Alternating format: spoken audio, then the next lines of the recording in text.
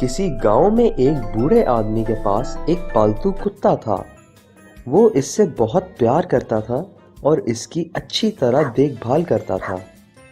اس کا کتا بھی اپنے مالک سے بہت وفادار تھا اور رات بھر اس کے گھر کی نگرانی کرتا تھا۔ ایک دن وہ بوڑھا آدمی بہت بیمار پڑ گیا۔ اب بیچارے کتے کی دیکھ بھال کرنے والا کوئی نہیں تھا۔ پورا دن گزر گیا تھا اور کتے کو شدید بھوک لگی تھی، لہٰذا وہ کھانے کی تلاش میں گاؤں کے بازار میں نکل پڑا۔ جب وہ قصائی کی دکان کے سامنے سے گزرا تو اس نے دیکھا کہ ایک مزیدار بوٹی نیچے گری ہوئی ہے۔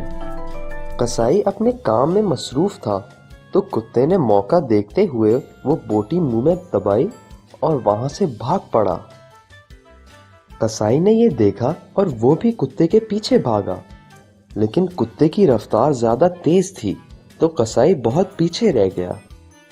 بھاگتے بھاگتے کتا گاؤں سے باہر دریا کنارے پہنچ گیا اور پانی کے پاس بیٹھ گیا تاکہ سکون سے بوٹی کھا سکے۔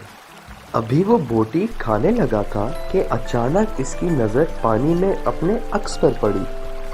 اس نے سوچا کہ یہ کوئی دوسرا کتا ہے جس کے منہ میں بھی بوٹی ہے۔